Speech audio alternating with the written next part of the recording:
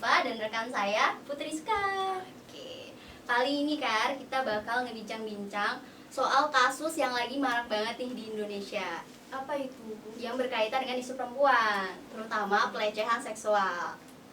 Jadi nih Kar, menurut data Komnas Perempuan, mereka itu udah nerima 4.500 aduan kasus kekerasan terhadap perempuan. 4.500? Betul. Banyak ya. Sangat banyak. Jadi ternyata angka ini tuh meningkat 2 kali lipat dari tahun sebelumnya. 4.500 itu dalam kurun waktu berapa bulan kira-kira? Dari bulan Januari hingga Oktober ternyata. Berarti 8 lah ya. Oke, masuk menurut Sekar nih, pelecehan seksual itu dimulai dari hal apa sih? Dari ini sih, faktor internal dan eksternalnya dulu. Internalnya tuh dari dalam diri ya, of course.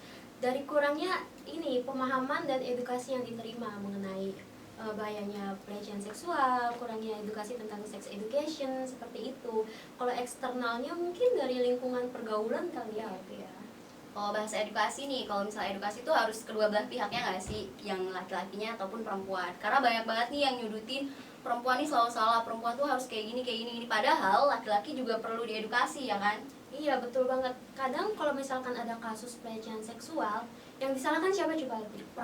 Perempuan. Baju kamu terlalu terbuka, terlalu seksi, itu salah kamu sendiri. Padahal ya pakaian itu nggak bisa dijadikan acuan untuk terjadi atau tidaknya pelecehan seksual. Melainkan yang perlu diperhatikan tuh edukasi kepada laki-laki tentang bagaimana cara mengontrol nafsunya, Pandang. Iya, menjaga pandangannya seperti itu sih. Menurut Sekar nih, tanggapan Sekar tentang kasus-kasus yang lagi marak banget nih.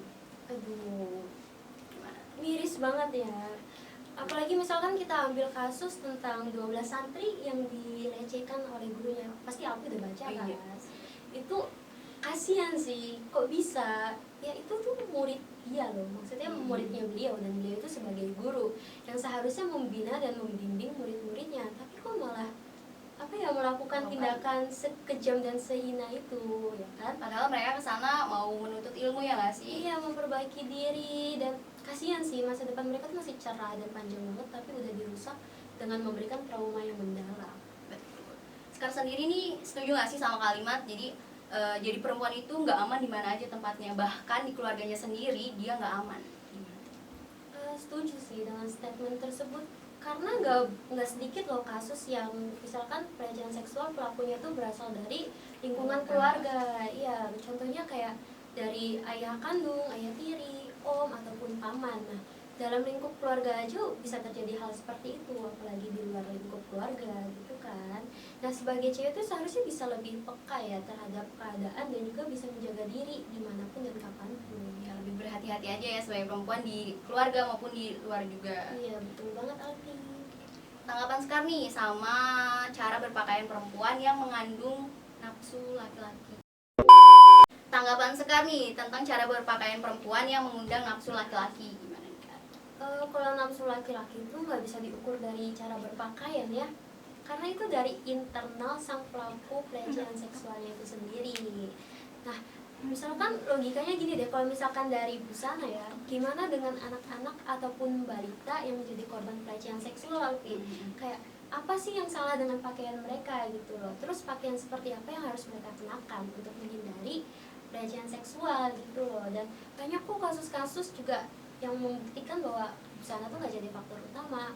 Mau sepanjang apapun baju yang kita kenakan, mau pakai jubah, pakai mantel, bahkan mukena loh Alfi, pernah baca kan? Iya, Kasus yang korbannya tuh masih memakai mukena tapi dia bisa dilecehkan.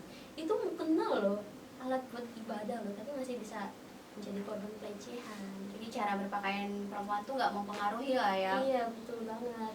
Karena yang penting itu sudut pandang lelakinya sih. Karena kan ya korban pelecehan selamanya bakal jadi korban gitu, nggak bisa korban berubah jadi pelaku dan nggak ada korban tanpa pelaku gitulah.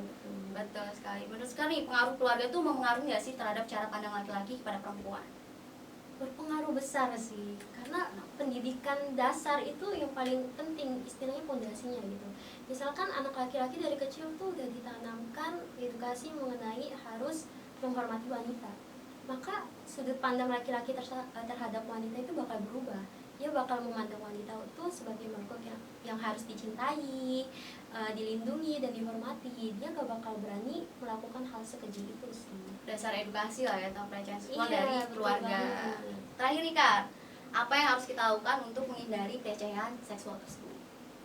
Menghindari kayaknya nggak sulit ya, tapi kita bisa meminimalisir dengan cara yang melakukan penyuluhan, terus juga melakukan edukasi tentang sex education ataupun bahayanya pelecehan seksual. Dan juga kita harus tanamkan pada diri kita sendiri untuk selalu berhati-hati dan jangan mudah percaya, serta menyeleksi kembali pergaulan kita gitu. Oke, jadi sebagian besar laki-laki ini bisa dihitung jari yang paham akan isu perempuan. Tapi kalau misalnya udah sadar nih, diharapkan bisa melakukan sesuatu. Oke, kan kita udah sampai nih di penghujung acara. Terima kasih Sekar udah datang dan memberikan perspektifnya tentang isu perempuan. Iya, makasih juga buat Alfi karena udah mengundang saya di sini.